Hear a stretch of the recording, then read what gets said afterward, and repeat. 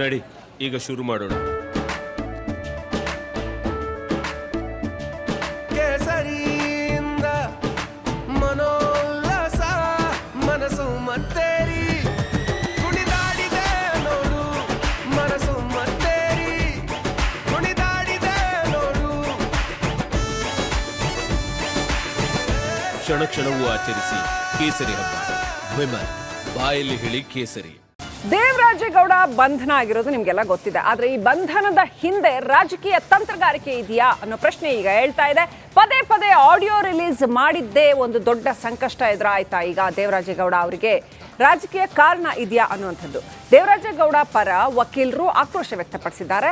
ಹಳೆ ಕೇಸ್ಗೆ ಈಗ 376 section add ಮಾಡಿದ್ದಾರೆ. ಅದು ಹಂಗೆ ಆಡ್ ಮಾಡಕ್ ಬರುತ್ತೆ? ಅತ್ಯಾಚಾರ ಆರೋಪ 376 ಅಂತಂದ್ರೆ ಆ ಒಂದು ಆರೋಪ ಮೂಲ ಕೇಸ್ನಲ್ಲಿ, ಮೂಲ ದೂರಿನಲ್ಲಿ ಇರಲಿಲ್ಲ. ಮೂಲ ದೂರಿನಲ್ಲಿ ದಾಖಲಾಗದ 376 ಸೆಕ್ಷನ್ ಅನ್ನ ಹಾಕಿ ಮತ್ತೆ ಇದನ್ನ ಹೊಸದಾಗಿ ವಿಚಾರಣೆ ಮಾಡೋದಕ್ಕೆ ಆರಂಭ ಮಾಡಿದ್ದಾರೆ. ಇದು ರಾಜಕೀಯ ಪ್ರೇರಿತ ಅನ್ನುವಂಥದ್ದು ದೇವರಾಜೇಗೌಡ ಪರ ವಕೀಲರ ವಾದ. ಏಪ್ರಿಲ್ 1ನೇ ತಾರೀಕು ದಾಖಲಾಗಿದ್ದಂತಹ ಜಾಮೀನು ಸಹಿತ ಪ್ರಕರಣಗಳಾಗಿದ್ವು. ಇದು ನಾನ್ ಬೇಲೆಬಲ್ ಹಾಕಿದ್ದಾರೆ ಮತ್ತೆ ಸೆಕ್ಷನ್ಸ್ ಅನ್ನ ಅಂತ.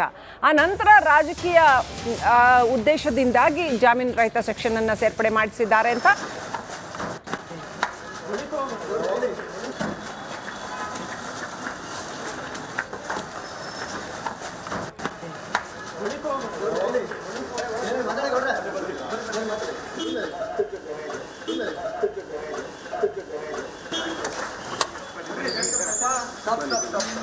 ಇವ್ರ ಮೇಲೆ ಮುಂಚೆ ಇದ್ದಿದ್ದ ಅಫೆನ್ಸ್ಗಳು ತಮಗೆ ಗೊತ್ತು. ಒಂದು ರಾತ್ರಿ ಕರ್ಕೊ ಬಂದ್ಬಿಟ್ಟು ಏಕಾಏಕಿ 376 ಒಂದು ಸೇ ಹಾಕ್ತಾರೆ. ಓಕೆ, ಯಾಕೆ ಅಂತಂದ್ರೆ ಅದು ಹಾಕಿದ ಮೇಲೆ ಅವ್ರನ್ನ ನಾನ್ ಬೇಲೆ ಹೊರತು ಬಂಧಿಸ್ಬೇಕಂತ. ಅವ್ರು ಮತ್ತೆ ಅವ್ರನ್ನ ಪೊಲೀಸ್ ಕಸ್ಟಡಿ ಕೇಳ್ತಾರೆ. ಯಾಕೆ ನಮ್ಮ ಕಸ್ಟಡಿ ಕೊಡಿ, ನಮ್ದು ಇನ್ವೆಸ್ಟಿಗೇಷನ್ ಕಂಪ್ಲೀಟ್ ಆಗಿಲ್ಲ, ಮೊಬೈಲ್ ಇದೆ, ನಾವು ಮೆಡಿಕಲ್ ಮಾಡ್ಕೊತ. ಮೆಡಿಕಲ್ ಯಾವಾಗ ಮಾಡ್ಬೇಕು ಇವರು? ಕಂಪ್ಲೇಂಟ್ ಆಗಿ 1 ತಿಂಗಳ ಗಂಟೆ ಏನು ಮಾಡ್ತಾಯಿದ್ರು? 1 ತಿಂಗಳ ಗಂಟೆ ಅವ್ರು ಮೆಡಿಕಲ್ ಮಾಡಿಲ್ಲ. ಏಕಾಏಕಿ ಕರ್ಕೊಬಂದು ಮತ್ತೆ ಮೆಡಿಕಲ್ಗೆ ಮೊಬೈಲ್ ಸೀಸ್ ಆಗಿ ನಾವು ಎಲ್ಲಿ ಒಂದಕ್ಕೂ ಸಹಕರಿಸ್ತೀವಿ. ನ್ಯಾಷನಲ್ ಕಮಿಷನ್ ಆಫ್ ವುಮನ್ಗೆ ಕಂಪ್ಲೇಂಟ್ ಹೋಗಿದೆ, ಒತ್ತಾಯಪೂರ್ವಕ ಕಂಪ್ಲೇಂಟ್ಗಳು ಬರ್ತಾಯಿದೆ. ಇನ್ನು ಯಾರು ಅದ್ರ ಬಗ್ಗೆ ಮಾಹಿತಿಯನ್ನು ಕೊಟ್ಟಿದ್ದಾರೆ ಅವ್ರ ಮೇಲೆ ಕಂಪ್ಲೇಂಟ್ ಮಾಡಿರುವಂಥದ್ದು. ಹೀಗೆ ಒಂಥರ ಅಪರಾಧಿಗಳನ್ನು ಕರ್ತಂದು ಶಿಕ್ಷೆ ಮಾಡಬೇಕು. SIT ಪ್ರಥಮ ಕರ್ತವ್ಯ ಅದು. ಅದನ್ನು ಬಿಟ್ಟು ವಿಚ್ ಹಂಟಿಂಗ್ ಮಾಡ್ತಾಯಿದ್ದಾರೆ. ಈ ವಿಚ್ ಹಂಟಿಂಗ್ ಮಾಡುವಂಥದ್ದು ತನಿಖೆ ಸಂಪೂರ್ಣವಾಗಿ ದಾರಿ ತಪ್ತದೆ.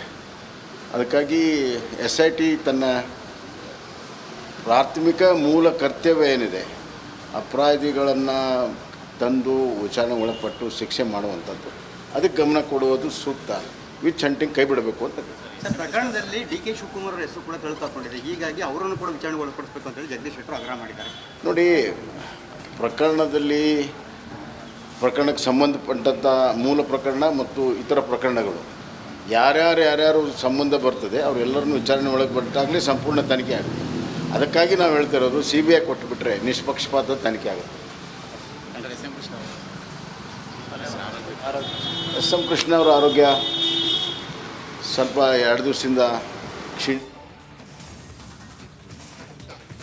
ಬಸವರಾಜ ಬೊಮ್ಮಾಯಿ ಮಾತನಾಡ್ತಾ ಇದ್ರು. ನಿಷ್ಪಕ್ಷಪಾತವಾಗಿ ತನಿಖೆ ಆಗಬೇಕು. ಆರೋಪ ಮಾಡಿದವರ ಮೇಲೆ, ಅಂದರೆ ತನಿಖೆ ಸರಿಯಾಗಿ ಆಗ್ತಾ ಇಲ್ಲ ಅಂತ ಆರೋಪ ಮಾಡಿದವರನ್ನ ಬಂಧಿಸುವಂಥ ಕೆಲಸ ಮಾಡ್ತಾ ಇದ್ದಾರೆ. ಹಾಗಾಗಿ ನಿಷ್ಪಕ್ಷಪಾತವಾಗಿ ತನಿಖೆ ನಡೀತಾ ಇಲ್ಲ ಅನ್ನೋಂಥದ್ದನ್ನು ಅವ್ರು ಕೂಡ ಹೇಳಿದರು.